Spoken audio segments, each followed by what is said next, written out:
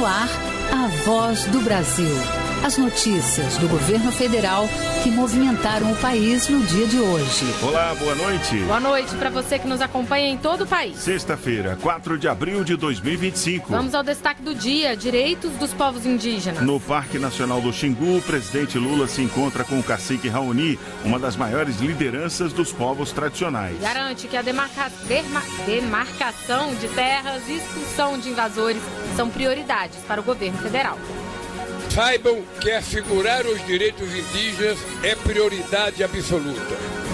E você vai ouvir também celular seguro. Nova funcionalidade do aplicativo vai permitir identificar se um aparelho foi roubado ou furtado. Ideia é que compradores possam checar se o celular tem origem lícita ao adquirir aparelhos usados. E ainda água no sertão e lavouras na Caatinga. Projetos de irrigação da Codevasf ajudam a mudar a realidade de 5 estados brasileiros. Uma reportagem especial vai contar como a chegada da água levou emprego, renda e ciclo produtivo para agricultores dos vales do São Francisco e Parnaíba. Hoje, na apresentação da Voz do Brasil, Mariana Jungmann e Luciano Seixas. E acompanhe a gente ao vivo. Acesse radiogov.ebc.com.br ou canal Gov na sua TV aberta.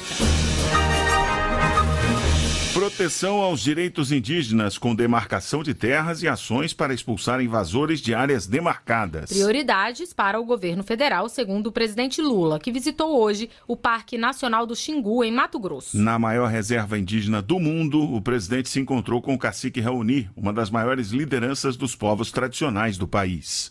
No coração da floresta, às margens do rio Xingu, um encontro de lideranças. O presidente Lula foi recebido no Parque Nacional do Xingu pelo cacique Raoni, líder na preservação ambiental e dos povos indígenas. Na aldeia Piaruçu, a primeira visita de um presidente da República. Em uma oca, Lula recebeu demandas dos povos indígenas. Discutiram temas como segurança alimentar, mudanças climáticas e fortalecimento das culturas. Na maior reserva indígena do mundo, o Parque Indígena do Xingu tem mais de 16 etnias e foi criado em 1961. São mais de 2,5 milhões de hectares, área equivalente a quase o tamanho do estado de Alagoas. Riqueza preservada pelos povos indígenas, disse a ministra dos Povos Indígenas, Sônia Guajajara. Estamos realmente num momento onde os povos indígenas dão a sua contribuição para o país, de fazer com que as pessoas entendam o papel que os povos indígenas e que os territórios indígenas exercem para o Brasil e para o mundo. Na aldeia, Lula também almoçou com os caciques e visitou a casa de uma família indígena.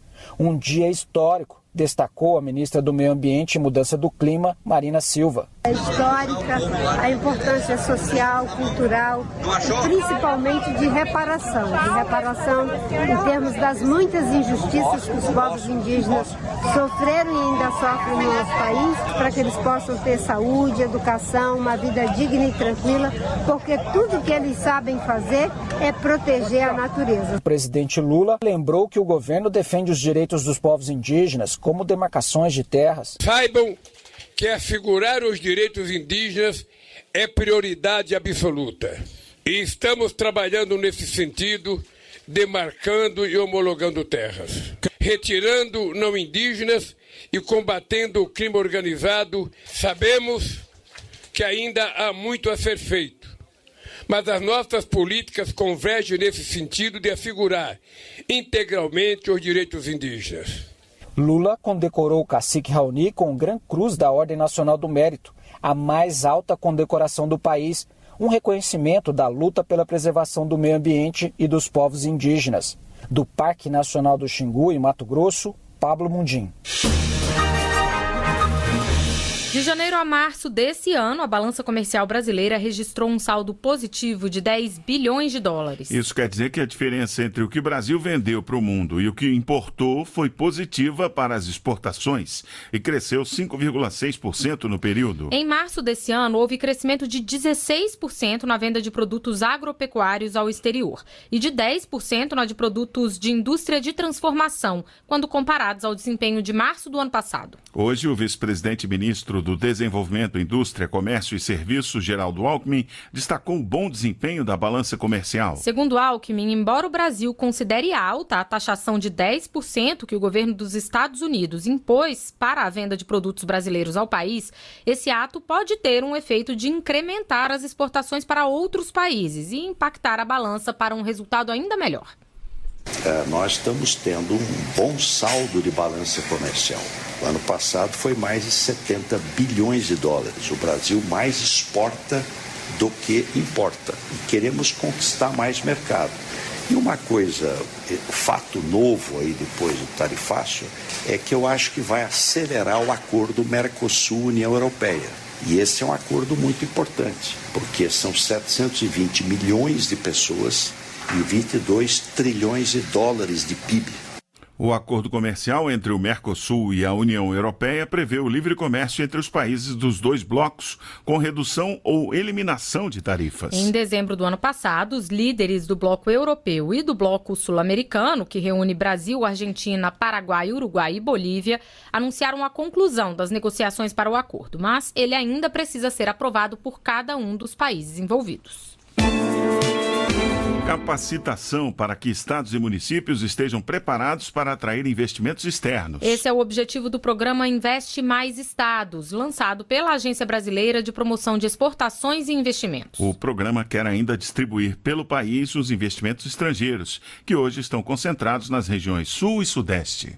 No ano passado, o Brasil recebeu mais de 71 bilhões de dólares em investimentos vindos de outros países. Os dados são do Banco Central, que estima um crescimento de 13,8% em investimentos diretos em relação a 2023. Mas desse total, 80% estão concentrados nos estados do Sudeste e do Sul. Para mudar essa realidade, a Agência Brasileira de Promoção de Exportações e Investimentos, Apex Brasil, lançou o programa Investe Mais Estados.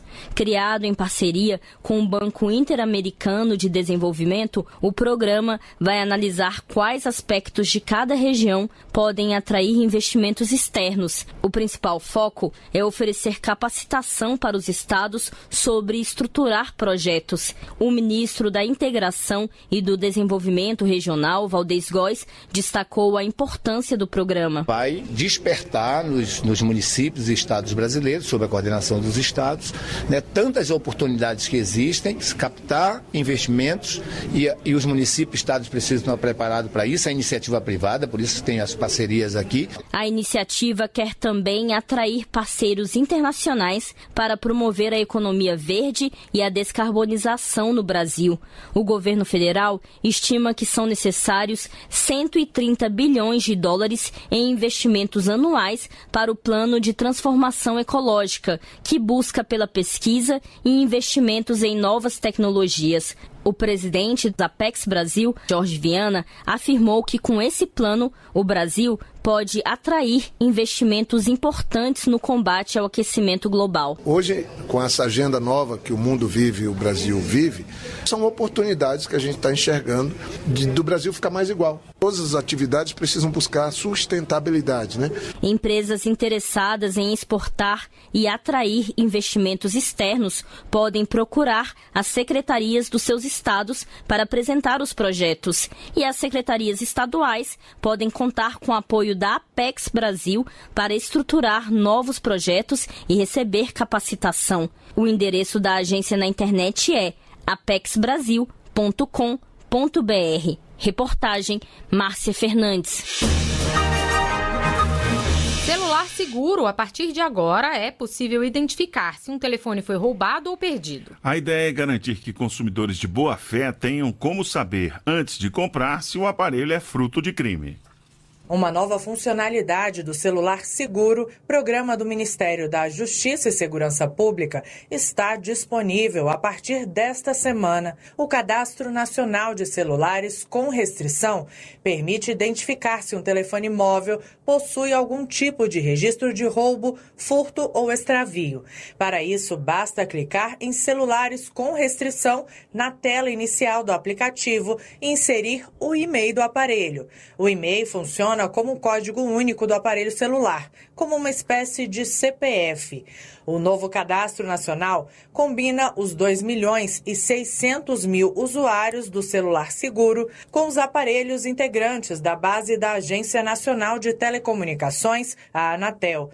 O objetivo é proteger o cliente antes mesmo de ele comprar o telefone, além de combater o mercado ilegal de celulares. Lançado em dezembro de 2023, o aplicativo Celular Seguro está disponível para Android e iOS e permite que o usuário cadastre seu número na ferramenta e, em caso de furto, roubo ou perda, a própria vítima pode acessar a conta no programa e efetuar o bloqueio do aparelho e de aplicativos financeiros. Para registrar o aparelho celular, é preciso estar cadastrado no gov.br. Gabriela Noronha para a Voz do Brasil. Brasil contra fake. Esta semana foi comemorado o Dia Mundial de Conscientização do Autismo. Hoje vamos falar sobre a atuação do governo federal no apoio às pessoas com autismo. Fique alerta às notícias falsas. Produtores de desinformação frequentemente divulgam informações falsas sobre a atuação do governo federal junto às pessoas com transtorno do espectro autista. Não é verdade que o governo federal não reconheça o transtorno do espectro autista como uma deficiência. O governo brasileiro reconhece o autismo como deficiência. E a Lei 12.764, de 2012, institui a Política Nacional de Proteção dos Direitos da Pessoa com Transtorno do Espectro Autista. Não é verdade que as pessoas com autismo não tenham representação no CONAD. O Conselho Nacional dos Direitos da Pessoa com Deficiência, o CONAD, conta em sua composição com 13 organizações nacionais representativas das pessoas com deficiências, dentre elas, as pessoas com autismo. Ana Paula Feminella, secretária nacional dos direitos da pessoa com deficiência, explica como o governo federal atua na atenção às pessoas com autismo. É importante ressaltar que o plano Viver Sem Limite é um plano que engloba os direitos, reconhece os direitos das pessoas com deficiência em geral e reconhece as especificidades da população com autismo no Brasil e que requer também recursos de acessibilidade específicos, abordagens metodológicas que se adequem às demandas aí, sempre respeitando a ética do cuidado e respeitando também o protagonismo da população autista. O Ministério da Saúde revisou e atualizou as diretrizes para o atendimento de pessoas com transtorno do espectro autista.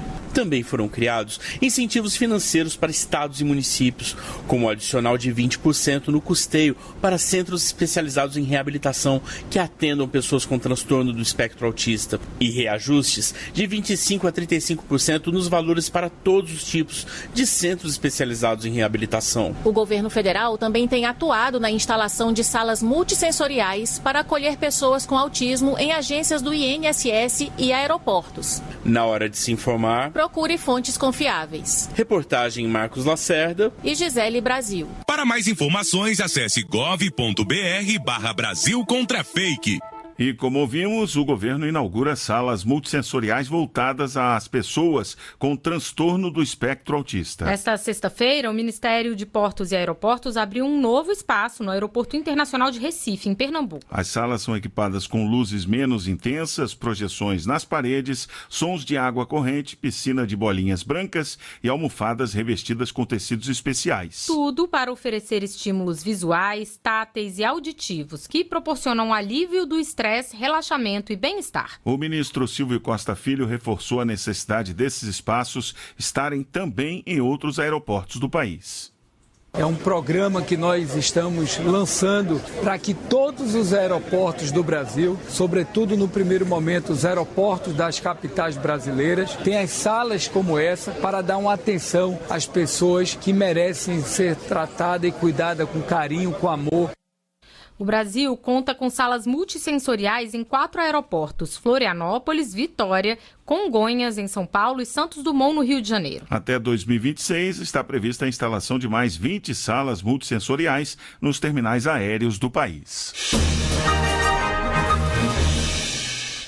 Mais de 18 milhões de estudantes deverão participar da 20ª edição da Olimpíada Brasileira de Matemática das escolas públicas. A competição foi criada para estimular o aprendizado da matemática, além de revelar jovens talentos e promover a inclusão social por meio do conhecimento. A primeira fase da prova está marcada para o dia 3 de junho. Este ano, a Olimpíada Brasileira de Matemática das Escolas Públicas comemora 20 edições da maior competição científica do país, com um marco histórico. A 20ª OBMEP chegará em 57.222 escolas de 5.566 municípios, garantindo uma cobertura de 99,93% das cidades do país. O maior número de instituições de ensino e de municípios inscritos desde a criação da Olimpíada. Este ano, a competição vai reunir 18,6 milhões de estudantes do 6º ano do ensino fundamental ao 3º ano do ensino médio de instituições públicas e privadas. Promovida pelo Instituto de Matemática Pura e Aplicada, unidade vinculada ao Ministério da Ciência, Tecnologia e Inovação, esta edição vai distribuir 8.450 medalhas nacionais, sendo 650 de ouro, 1.950 de prata e 5.850 de bronze. 51.000 certificados de menção honrosa também serão entregues. E para incentivar ainda mais a participação dos estudantes, a competição vai premiar ainda os melhores desempenhos estaduais, com a entrega de pelo menos 20,5 mil medalhas. A OBMEP também se estabeleceu como um caminho para o ensino superior, como destaca o diretor adjunto do INPA e coordenador-geral da OBMEP, Jorge Vitório. Assim como nos últimos anos, as medalhas concedidas não apenas reconhecem o talento dos estudantes, mas também abrem portas para o ensino superior, podendo ser utilizadas como critério de ingresso em diversas instituições. Um exemplo é o INPATEC, que reserva 80% de suas vagas para alunos aprovados por meio de Olimpíadas do Conhecimento. A OBMEP foi criada em 2005 e é realizada com recursos do MCTI e do Ministério da Educação. Além de estimular o aprendizado da matemática, a Olimpíada revela jovens talentos e atua na promoção da inclusão social por meio do conhecimento. A OBMEP é dividida em duas fases, com a primeira marcada para ocorrer no dia 3 de junho e a segunda no dia 25 de outubro. O resultado final está previsto para ser divulgado em dezembro, no dia 22. Para outras informações, acesse obmep.org.br. Reportagem Mariana Leite. Apoio para a formação de grandes atletas. Além do Bolsa Atleta, o Ministério do Esporte tem ampliado as redes de apoio para o desenvolvimento de desportistas no país. O programa Revelar Talentos já implantou 34 núcleos no país, garantindo estrutura e treinamento para futuros atletas. A brasiliense Luíse Braga descobriu seu talento para o atletismo cedo. Aos 9 anos, já mostrava potencial nas provas de 800 a 1.500 metros. Aos 14 anos, passou a contar com apoio do governo federal para se dedicar aos treinos intensivos de 6 dias por semana. Hoje, aos 18 anos, ela acumula títulos e medalhas para o Brasil. Isso depende do apoio financeiro, para a gente custear alimentação, suplementação, passagens, hospedagem. E sem isso seria muito difícil, porque, querendo ou não, é um alto investimento, nessa carreira. Para um atleta chegar ao topo, o caminho começa na base. Criado há menos de um ano, o programa Revelar Talentos já tem 34 núcleos espalhados pelo Brasil, oferecendo estrutura e bolsas para jovens atletas em início de carreira, como garante a secretária nacional de Excelência Esportiva, Isiane Marques. Ele proporciona essa detecção de novos talentos para que eles possam ter o apoio necessário para que se tornem atletas de alto rendimento, Promoção de eventos esportivos é um dos eixos, a capacitação de profissionais de inovação é o outro eixo. Com o apoio do Revelar Talentos, esses jovens estão tendo acesso a treinamentos especializados, acompanhamento técnico e oportunidades de competir em alto nível. O atleta olímpico Caio Bonfim, referência na marcha atlética, sabe que grandes campeões começam cedo. Hoje ele se dedica a treinar a nova geração e entende a importância de investir na base para garantir o futuro do esporte brasileiro. Como é que chega no auge? Com esses programas te apoiando o tempo todo ali em volta para que você possa performar da melhor maneira possível. As unidades foram instaladas em parceria com institutos e universidades federais. Os investimentos para a implantação de um núcleo são de no mínimo R$400 mil, podendo chegar a R$1 milhão. Outras informações informações sobre o programa Revelar Talentos podem ser acessadas na página do Ministério do Esporte, em gov.br/esporte. Reportagem Cleide Lopes. No sertão e na Caatinga, a chegada da água muda o cenário e transforma terra seca em longas áreas de próspera produção agrícola. Uva, manga, coco. A produção de frutas gera emprego e renda em Minas Gerais, Bahia, Pernambuco, Sergipe e Alagoas. Estados atendidos pelos projetos de irrigação da Codevasf, a Companhia de Desenvolvimento dos Vales do São Francisco e do Parnaíba. O repórter Yuri Guerreiro visitou algumas das propriedades atendidas em Juazeiro, na Bahia, e Petrolina, em Pernambuco. Sol a pino e gotas de água na terra. A vida brota no sertão graças à força da irrigação. No caso do produtor de uvas Edmilson Santos, de Petrolina, em Pernambuco, essa tecnologia foi decisiva para que sua área plantada aumentasse de 2 para 3 hectares. Hoje, nas épocas das colheitas, ele produz 15 toneladas de uva por semana e, além de abastecer o mercado interno, também exporta para outros países. Tivemos uma ajuda grande, que foi a parte de irrigação, né? Porque sem irrigação a gente não tem como produzir. É clima e solo e água. Sem isso aí a gente não conseguiria, né? A produção de Edmilson fica no Distrito de Irrigação Nilo Coelho, um dos projetos públicos de irrigação implantados e mantidos pela Codevasf, Companhia de Desenvolvimento dos Vales do São Francisco e do Parnaíba. Em 2024, a produção no distrito superou 4 bilhões e meio de reais. Mais da metade veio da agricultura familiar e toda a cadeia é beneficiada, de acordo com a diretora de irrigação da companhia, Alessandra Rossim. A política pública funciona muito e transforma vidas. Vai muito além do que a gente está vendo aqui. Tem toda uma cadeia de comércio, indústria. É fantástico a capacidade que isso tem de revolucionar uma economia. Para que a água do Rio São Francisco chegue à terra dos 2.350 produtores do distrito, um sistema complexo entra em operação. São dezenas de quilômetros de canais, conexões e estações de bombeamento que exigem mão de obra qualificada e tecnologia de ponta. A qualidade e a regularidade das safras atraem o interesse de grandes empresas, como a de Fernando Galarza, gerente de operações de uma das maiores indústrias de bebidas do sul do Brasil. Aqui é diferente, aqui é uva todo dia, então todo mundo aprecia. Estamos aqui ampliando a área, em breve estaremos fazendo a linha de envase e engarrafamento aqui no Nordeste. As políticas públicas que aqui existem realmente são diferentes e fazem com que o Estado, e principalmente aqui o Vale do São Francisco, só cresça. O cenário não é diferente no projeto Maniçoba, em Juazeiro, na Bahia, também apoiado pela Codevasf. Em 2024, o valor da produção superou os 544 milhões de reais, com destaque para as produções de manga, uva e coco. Suemi Koshiyama é pioneiro na região. Descendente de japoneses, ele chegou de São Paulo há 40 anos com a família e muitos planos. Hoje, cultiva mais de 1.000 hectares com frutas e exporta para o mundo inteiro. Tudo esse montagem surgiu com a possibilidade de plantar fruta neste clima semiárido que antes só tinha caatinga, só tinha criação de bode.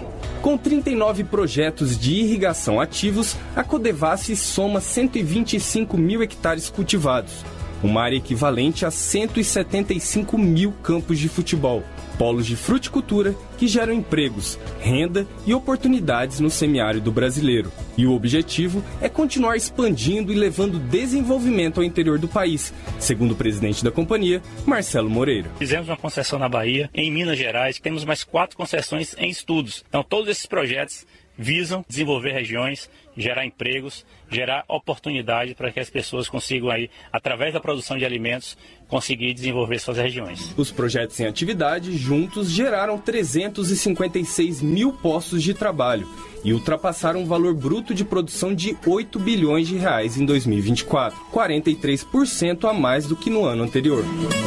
Reportagem Yuri Guerreiro. E a Essas foram as notícias do Governo Federal. Uma realização da Secretaria de Comunicação Social da Presidência da República. Com produção da Empresa Brasil de Comunicação. Fique agora com as notícias do Poder Judiciário e do Congresso Nacional. Boa noite, um bom fim de semana. Boa noite para você, até segunda.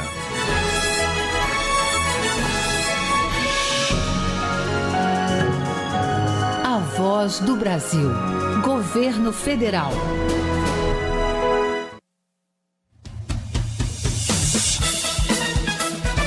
Você vai ouvir agora notícias do Poder Judiciário.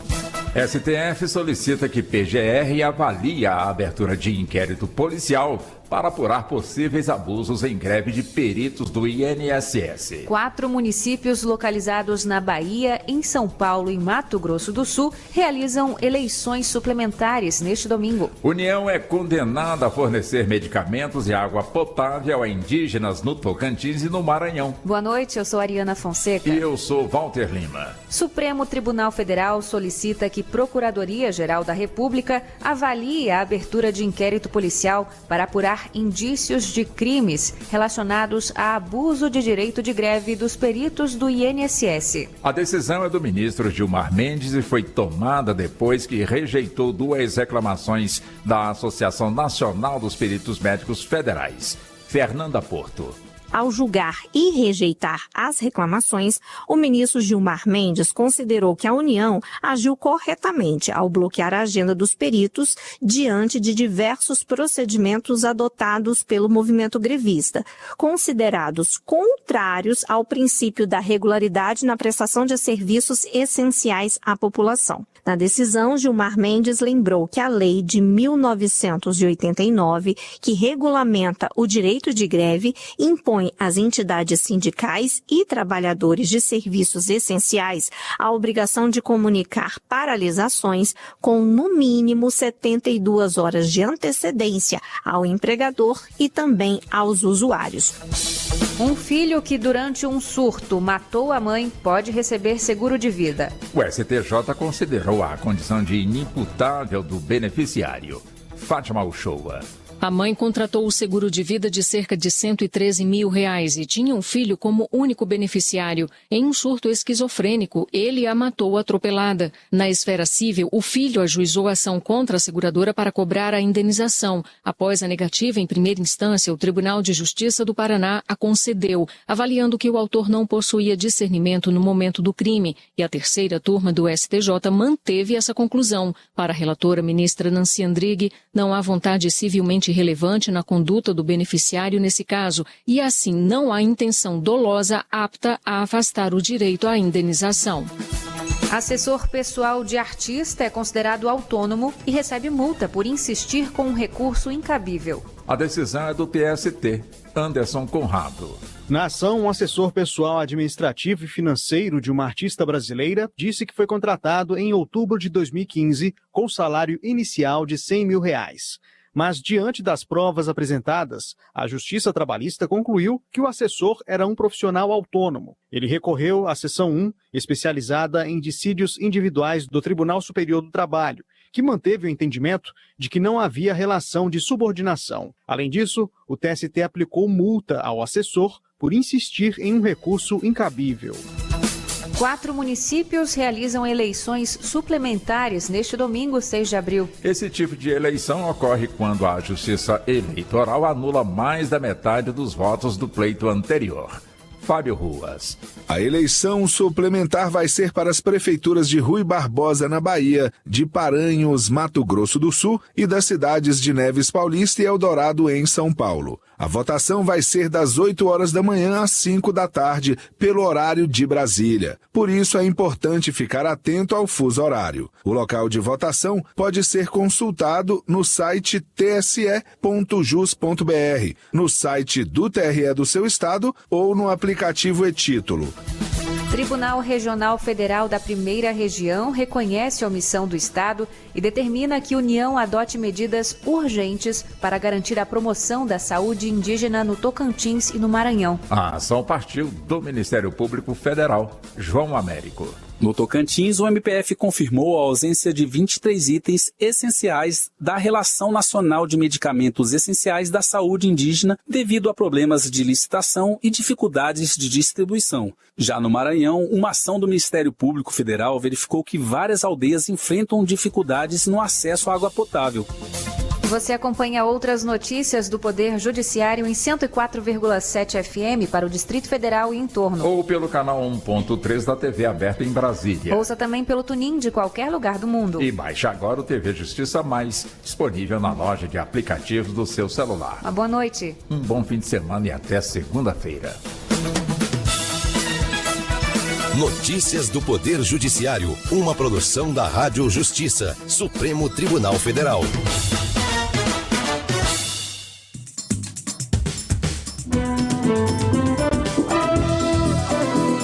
Está no ar o Jornal do Senado.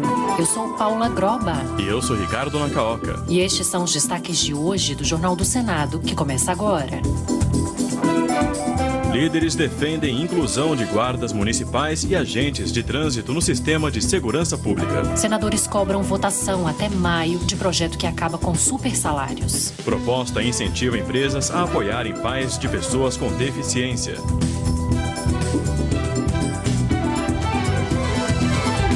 Boa noite. Boa noite. Um projeto aprovado pela Comissão de Assuntos Sociais concede benefícios a empresas que apoiam os funcionários que são pais ou responsáveis por uma pessoa com deficiência. Entre os incentivos, juros mais baixos em empréstimos junto a bancos públicos. Repórter Marcela Diniz. Quem cuida de uma pessoa com deficiência, por vezes, precisa faltar ao trabalho para levá-la ao médico ou a uma terapia. As empresas que abonam a falta sem exigir compensação de horário ou que oferecem jornada diferenciada poderão contar com juros mais baixos em empréstimos junto a bancos públicos e ter prioridade em licitações. É o que diz um projeto aprovado pela Comissão de Assuntos Sociais. Para o senador Nelsinho Trade, do PSD de Mato Grosso do Sul, os incentivos são uma boa contrapartida para as empresas que demonstram se importar com o dilema dos funcionários que precisam dar assistência a uma pessoa com deficiência. É uma escolha dramática, a gente sabe. Tem que se optar entre as suas obrigações e as responsabilidades na qualidade de vida da pessoa com deficiência que está sob seus cuidados. Os empregadores que voluntariamente acomodarem as necessidades de seus empregados terão vantagens legais à sua disposição. O projeto é de autoria da senadora Mara Gabrilli, do PSD de São Paulo, e o relatório coube à senadora Jussara Lima, do PSD do Piauí. A proposta segue para a Comissão de Constituição e Justiça. E o empregador que estiver na lista suja do trabalho escravo deve se tornar inelegível. É o que prevê uma proposta sob análise do Senado. O cadastro atualizado do Ministério do Trabalho ainda aponta 710 nomes nessa situação. Repórter Pedro Pincer. Deve tornar-se inelegível quem tiver o nome incluído no cadastro de empregadores por submeterem trabalhadores a condições análogas à escravização, a chamada lista suja do trabalho escravizado, elaborada pelo poder público. É o que propõe um projeto de lei complementar apresentado pelo senador Jorge Cajuru, do PSB de Goiás. O texto altera a lei das inelegibilidades, que evita a eleição por 8 anos de quem tenha sido condenado em decisão final pelo crime de redução à condição análoga à de escravizado. Cajuru argumenta que esse impedimento deveria ocorrer desde a inclusão do nome do empregador na lista, e não apenas a partir da condenação em última instância. Quem é que promove a desigualdade de maneira tão primitiva não pode ser colocado em posição de poder. Isso significaria, em meu entender, premiar a crueldade, um verdadeiro estímulo à prática de atos desumanos. O cadastro atualizado do Ministério do Trabalho e Emprego aponta 710 nomes de empregadores que submeteram trabalhadores a condições análogas à de escravizados. E o relatório da PEC, que acaba com a reeleição para prefeitos, governadores e presidente da República, pode ser apresentado na próxima semana na Comissão de Constituição e Justiça. A proposta, relatada pelo senador Marcelo Castro, do MDB do Piauí, Piauí também prevê o aumento do mandato de 4 para 5 anos. Para Castro, a reeleição prejudica a gestão pública e o novo prazo daria mais tempo para a execução de planos de governo. Eu entendo que a reeleição foi um equívoco que nós cometemos no Brasil. A regra hoje é quem é prefeito, quem é governador, quem é presidente da República, que vai para a reeleição, eles abusarem do poder político que tem. A regra é abusar. E se torna uma competição desigual. Eu acho que a reeleição termina atrapalhando a gestão pública.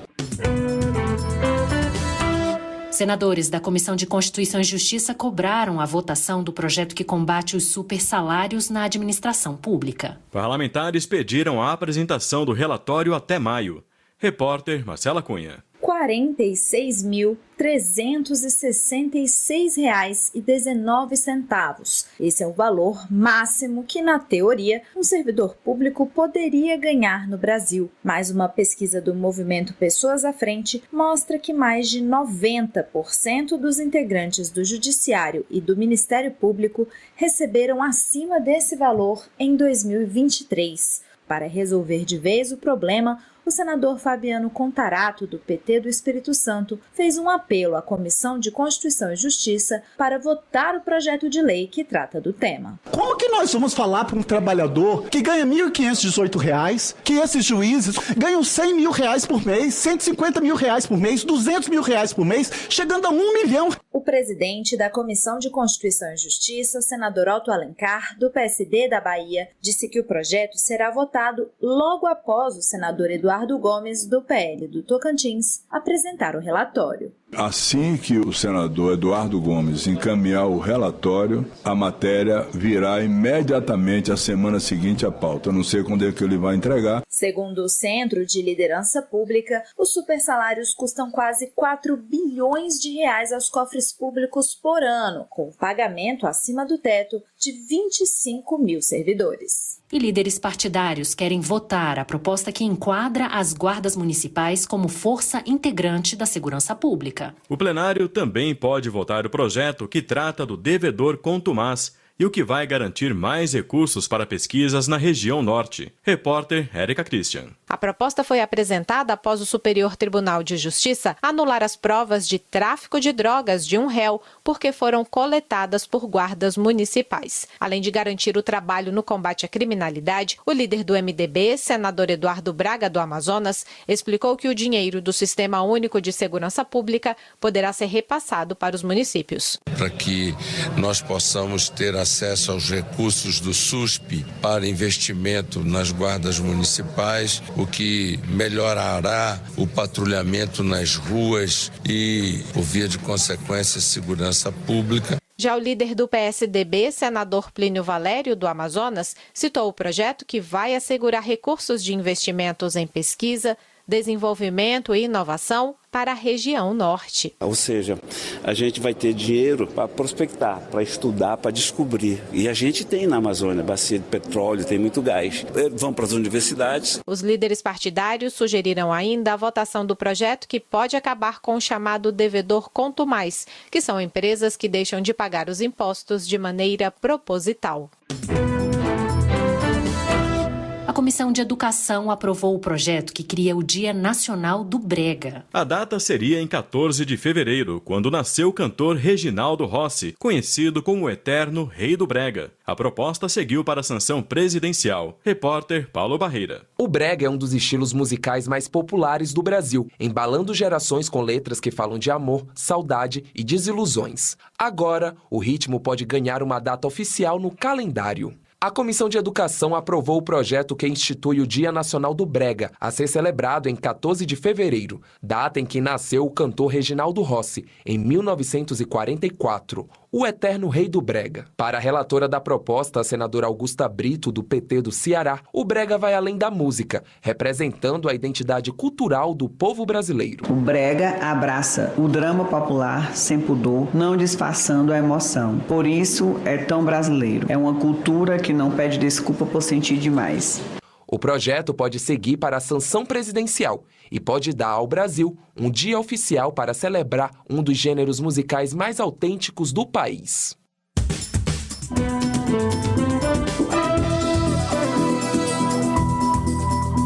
Com trabalhos técnicos de Eliseu Caires, o Jornal do Senado fica por aqui. Acompanhe agora as notícias do Tribunal de Contas da União e da Câmara dos Deputados. Boa noite. Boa noite e um bom fim de semana.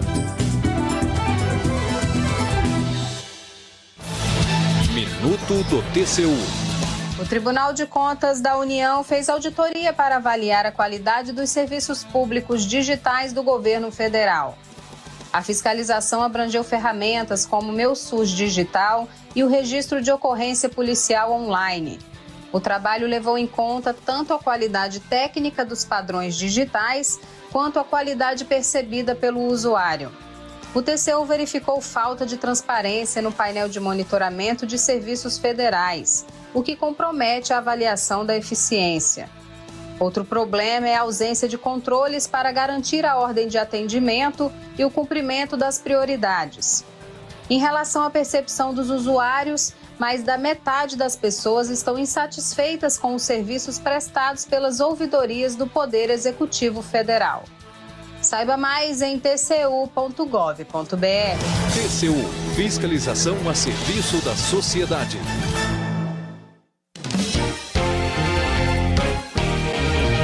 Jornal. Câmara dos Deputados.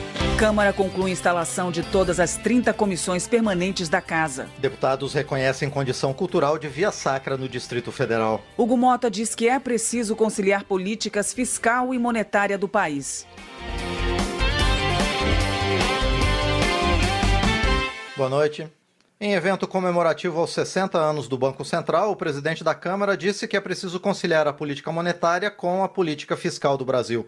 A reportagem é de Luiz Gustavo Xavier. O presidente da Câmara, Hugo Mota, afirmou que a política fiscal do governo precisa estar mais afinada com a política monetária do Banco Central. Mota discursou no evento que comemorou os 60 anos da fundação da instituição no Brasil. Segundo Mota, o banco é um dos pilares fundamentais da economia nacional e garantidor da estabilidade monetária e financeira. Hoje estamos diante do desafio de colocar em afinação a política monetária e a política fiscal. Desafio, aliás, que precisa ser enfrentado em benefício da nação. E esse é, sem dúvida, um dos propósitos que abraçamos na Câmara dos Deputados. O presidente citou propostas que aperfeiçoam as regras de supervisão bancária, a criação do Comitê de Política Monetária e a modernização dos instrumentos de pagamentos. Ele também destacou a aprovação da autonomia do Banco Central em 2021. É inegável que essa lei representou um avanço de grande importância para o país, pois permitiu que a autoridade monetária exercesse sua missão com maior previsibilidade e segurança institucional, protegida de interferências políticas e com credibilidade junto à sociedade e aos mercados. O evento dos 60 anos do Banco Central contou com a participação de ex-diretores, servidores, o atual presidente Gabriel Galípolo, a ministra do Planejamento Simone Tebet e o ministro da Fazenda Fernando Haddad. Da Rádio Câmara de Brasília, Luiz Gustavo Xavier. Economia. José Guimarães, do PT do Ceará, comemora a iniciativa do governo federal de isentar quem ganha até R$5.000 por mês do imposto de renda. O parlamentar acredita que a medida vai beneficiar mais de 10 milhões de brasileiros. Para compensar a perda de arrecadação, José Guimarães informa que rendimentos individuais acima de R$50.000 terão imposto adicional de 10%. Para o deputado, a proposta traz justiça social ao país e, por isso, ele espera o engajamento do Congresso para a aprovação da matéria. Tadeu Venere, do PT do Paraná, defende a aprovação do projeto que amplia a isenção do imposto de renda, argumentando que a proposta beneficia quase 90% dos contribuintes. Ele também apoia a alíquota adicional de 10% para altos rendimentos. Tadeu Venere critica parlamentares que se opõem à tributação dos mais ricos, classificando a postura como incoerente. O congressista sugere que a votação do projeto seja baseada no interesse da maioria da população e não em cálculos eleitorais ou ideológicos. Ao criticar a elevação da taxa de juros, Luiz Lima, do PL do Rio de Janeiro, lembra que este é o maior patamar da Selic desde 2006. Ele afirma que a alta dos juros, aliada à inflação crescente, reduz o poder de de compra dos brasileiros e compromete o crescimento econômico do país. O deputado aponta que nos últimos 40 anos o Brasil cresceu abaixo da média latino-americana e menos que economias emergentes como a Índia e a Turquia. Luiz Lima culpa a atual política econômica pela perda do poder aquisitivo e pelo aumento do custo de vida da população. Evair Vieira de Mello, do PP do Espírito Santo, aponta os gastos públicos como responsáveis pela nova alta da taxa Selic. O deputado alerta que a previsão dos economistas é de que o índice chegue a 15% no final de 2025, o que, segundo ele, prejudica a indústria e a oferta de crédito. Na visão de Evair Vieira de Mello, o governo já cometeu irresponsabilidade fiscal e os gestores da política econômica devem ser punidos. Ele acredita que os processos contra o presidente Lula serão reabertos assim que ele perder o foro privilegiado. Segundo Alexandre Lindenmayer, do PT gaúcho, o impeachment de Dilma Rousseff gerou aumento do desemprego e o retorno do Brasil ao mapa da fome. No entanto, ele avalia que o atual governo recuperou o país por meio de investimentos em infraestrutura e combate à desigualdade. Alexandre Lindenmayer também elogia o projeto que amplia a isenção do imposto de renda para quem ganha até R$5 mil por mês. Para ele, a medida traz justiça tributária, com a taxação dos mais ricos para aliviar a carga dos trabalhadores de baixa renda. Desenvolvimento regional. Charles Fernandes, do PSD da Bahia, defende a proposta que prorroga as dívidas previdenciárias dos municípios. Ele alerta para a crise financeira enfrentada por gestores locais e para a necessidade de repasses federais a serem investidos em infraestrutura, saúde e educação. Charles Fernandes informa ainda que, pelo 5º ano consecutivo, é membro titular da Comissão de Agricultura da Câmara. O deputado destaca sua atuação em defesa do agronegócio e da agricultura familiar e ressalta a importância do setor produtivo para o abastecimento interno e exportação. Agricultura. Doutor Fernando Máximo, do União de Rondônia, denuncia a forma como produtores rurais têm sido abordados por fiscais ambientais. Ele propõe a obrigatoriedade do uso de câmeras de monitoramento para garantir mais transparência e respeito no cumprimento da lei. Doutor Fernando Máximo também critica a destinação de recursos públicos a movimentos sociais que promovem invasões de terra. O deputado ressalta a importância do agronegócio para a economia e o abastecimento do país, cobrando mais apoio e valorização ao setor. Justiça. Doutor Jaziel, do PL do Ceará, se solidariza com o deputado Eduardo Bolsonaro, que se licenciou do mandato de deputado federal para permanecer nos Estados Unidos. Ele afirma que o parlamentar não queria deixar o Brasil, mas se viu obrigado pelas circunstâncias de perseguição. Doutor Jaziel critica o tratamento diferente dado pela mídia entre o caso de Eduardo Bolsonaro e o do ex-deputado do PSOL, Jean Willis, que deixou o país em 2019 alegando perseguição. Na visão do deputado, muitos brasileiros se sentem ameaçados no atual cenário político do país. Doutor Frederico, do PRD de Minas Gerais, acusa o Poder Judiciário de perseguir parlamentares de direita. Ele afirma que a decisão de Eduardo Bolsonaro de permanecer nos Estados Unidos é um ato de estadista que visa dar visibilidade internacional a injustiças cometidas no Brasil. Doutor Frederico assinala que a oposição seguirá atuando em defesa dos valores conservadores, mesmo sem a presença de Eduardo Bolsonaro no parlamento. Ele ainda celebra a eleição de Felipe Barros para a presidência da Comissão de Relações Exteriores e Defesa Nacional. Já Chico Alencar, do PSOL do Rio de Janeiro, questiona a falta de transparência sobre a licença de Eduardo Bolsonaro. Ele aponta que o regimento da Câmara permite afastamentos por missões diplomáticas ou culturais, tratamento de saúde ou interesse pessoal e não por razões políticas. Chico Alencar cobra rigor na aplicação das normas da Casa e critica a justificativa apresentada por aliados de Eduardo Bolsonaro, que alegam perseguição. O deputado pede que a Câmara demonstre clareza e imparcialidade ao analisar pedidos de licença parlamentar. Ao defender a anistia para os manifestantes do 8 de janeiro, Reinaldo Stefanes, do PSD do Paraná, lembra o perdão dado a grupos de esquerda pela guerrilha do Araguaia. Ele classifica o ato de 2023 como armadilha e culpa o governo por facilitar as invasões na Praça dos Três Poderes. Reinaldo Stefanes também acusa o ministro do STF, Alexandre de Moraes, de praticar abuso de poder e perseguição política. O deputado cita o caso de Eduardo Bolsonaro, que, segundo ele, teve que permanecer nos Estados Unidos para se proteger da repressão do judiciário brasileiro. Márcio Gerri, do PCdoB do Maranhão, chama o pedido de licença de Eduardo Bolsonaro de encenação. Para o congressista, a decisão do colega de parlamento de permanecer nos Estados Unidos representa um desrespeito à soberania nacional e ao legislativo brasileiro. Márcio Gerri acusa Eduardo Bolsonaro de usar o cenário internacional para desacreditar as instituições brasileiras, com ameaças a membros do STF e ataques ao processo democrático do país. Ele acredita, contudo, que o Brasil seguirá forte na defesa do Estado de Direito. Maurício Marcon, do Podemos do Rio Grande do Sul, rebate a fala de parlamentares que não reconhecem o que chama de regime ditatorial no Brasil. Segundo ele, os últimos meses foram marcados por censura a jornais, suspensão de redes sociais e prisões por opinião. Maurício Marcon cita a prisão do ex-deputado federal Daniel Silveira e a permanência de Eduardo Bolsonaro nos Estados Unidos como símbolos de um regime autoritário. Para ele, o parlamento deve respeitar as vítimas e não permitir que mentiras mascarem a realidade do país. Messias Donato, do Republicanos do Espírito Santo, critica a prisão de manifestantes que participaram dos atos de 8 de janeiro de 2023. Na opinião do congressista, cidadãos pacíficos estão sendo tratados como terroristas. Messias Donato também questiona a ausência de punição para agentes que, segundo ele, facilitaram os atos de 8 de janeiro atuando como infiltrados. Para ele, o Brasil virou um estado policial, em que opositores do governo são perseguidos enquanto criminosos ficam impunes. Já Érica Cocai, do PT do Distrito Federal, entende que o ato em defesa da anistia aos envolvidos nos atos de 8 de janeiro foi um fracasso.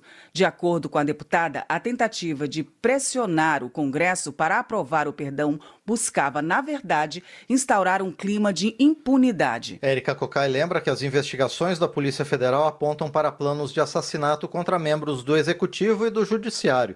O parlamentar acredita que a população não aceitará que golpistas escapem da justiça. Eleições. Bia Kicis, do PL do Distrito Federal, comemora a decisão do STJ de negar uma ação popular referente às declarações de Jair Bolsonaro sobre as urnas eletrônicas. Para ela, a dúvida é parte essencial da democracia e questionar o sistema eleitoral não configura ato ilegal. Bia Kicis também critica decisões judiciais que desconsideram a legislação e modificam resultados eleitorais, interferindo na representação parlamentar. Ela alerta que essas ações ignoram a vontade popular e comprometem a segurança jurídica do processo democrático. Segurança Pública. Delegado Paulo Bilinski, do PL de São Paulo, declara satisfação ao assumir a presidência da Comissão de Segurança Pública. O parlamentar agradece às lideranças do partido pela indicação e reafirma seu compromisso com as demandas da população. Delegado Paulo Bilinski se compromete a liderar o colegiado com uma equipe dedicada a entregar soluções que garantam maior eficiência. Ele enfatiza que valores como trabalho e fé vão guiar sua atuação à frente da comissão. Coronel Assis, do União de Mato Grosso, critica o plano Pena Justa criado pelo CNJ e pelo governo federal para enfrentar a situação dos presídios. Do ponto de vista do deputado, o plano prioriza os direitos dos criminosos em detrimento das vítimas e dos policiais penais. Para Coronel Assis, o projeto Pena Justa promove uma cultura de impunidade em vez de fortalecer o rigor penal e expõe contradições do governo, preocupado com o bem-estar de criminosos enquanto crianças passam fome. Ele defende que o Congresso seja contrário ao plano. Cultura. Milhares de fiéis vão todo ano ao Morro da Capelinha, no Distrito Federal, acompanhar a encenação da Paixão de Cristo. Projeto aprovado na Câmara prestigia a Via Sacra, que acontece na cidade de Planaltina, como informa a repórter Maria Neves. Aprovado na Comissão de Constituição e Justiça da Câmara, projeto que reconhece a Via Sacra ao vivo de Planaltina como manifestação da cultura nacional, segue para análise do Senado. Como explica o autor da proposta, deputado Fred Linhares, do Republicanos do Distrito Federal, o evento religioso é realizado desde 1973 e a cada ano leva mais de 150 mil pessoas a Planaltina, cidade mais antiga do DF. A encenação da Paixão de Cristo ocorre durante a Semana Santa, do Domingo de Ramos até o Domingo de Páscoa, que na tradição cristã representa a data da ressurreição. Segundo Fred Linhares, o espetáculo é reconhecido em toda a região centro-oeste e também nacionalmente, e atrai pessoas de todos os credos. Como prova da importância do evento, de acordo com o deputado, o governo do Distrito Federal reconheceu a Via Sacra de Planaltina como patrimônio cultural e imaterial do Distrito Federal em 2008. Na opinião da relatora do texto, deputada Bia Kicis, do PL do Distrito Federal, o reconhecimento da Via Sacra como manifestação da cultura nacional vai estimular ainda mais o turismo na região de Planaltina. Toda sexta-feira da Paixão, sexta-feira santa, há muitos anos, há décadas, é realizada essa Via Crucis e agora ela se tornou patrimônio cultural. Isso certamente vai fomentar ainda mais o turismo, atrair mais atenção das pessoas de todo o Brasil para esse evento tão importante. De acordo com a deputada, durante o evento, muitos visitantes aproveitam para conhecer Planaltina e locais históricos, como os casarões antigos e a pedra fundamental do Distrito Federal. O deputado Fred Linhares também argumenta que, além da importância cultural que tem, a Via Sacra de Planaltina estimula o turismo religioso e a economia. O deputado afirma que, a cada ano, o evento gera mais de 100 empregos diretos por meio das empresas contratadas e inúmeros empregos indiretos. Da Rádio Câmara de Brasília, Maria Neves. Você pode sintonizar e ouvir a Rádio Câmara também na TV. Acesse o menu principal do controle de sua televisão e procure em Sintonia Automática de Canais. No canal de multiprogramação da TV Câmara, sintonize a Rádio Câmara. Ouça e acompanhe o que acontece na Câmara, na música, na cultura. TV e Rádio Câmara juntas. Somos a sua sintonia. Homenagem. Pedro Westphalen, do PP Gaúcho, cumprimenta o Sindicato dos Hospitais, Clínicas e Laboratórios do Estado de São Paulo pelos 87 anos de representatividade e geração de empregos. Ele ressalta a atuação estratégica da entidade e seu compromisso em oferecer inovação e capacitação profissional a seus representados. Gilberto Nascimento, do PSD de São Paulo, presta homenagem ao pastor Fernando Takayama, falecido aos 85 anos. O deputado cita o legado do líder religioso na fundação e expansão da Igreja Assembleia de Deus Nipo-Brasileira no Brasil e no exterior e ressalta seus exemplos de integridade e dedicação à evangelização. Comissões. A Comissão de Desenvolvimento Urbano elegeu como presidente o deputado Yuri do Paredão, do MDB. O repórter Luiz Cláudio Canuto acompanhou a eleição. O deputado Yuri do Paredão, do MDB do Ceará, foi eleito presidente da Comissão de Desenvolvimento Urbano da Câmara por 11 votos favoráveis. Ele foi candidato único. O deputado afirmou que a comissão vai continuar sendo espaço de debates com participação da população e de especialistas. Ele destacou os temas que devem nortear os trabalhos durante o seu mandato de um ano. O transporte público é um desafio crescente nas cidades brasileiras.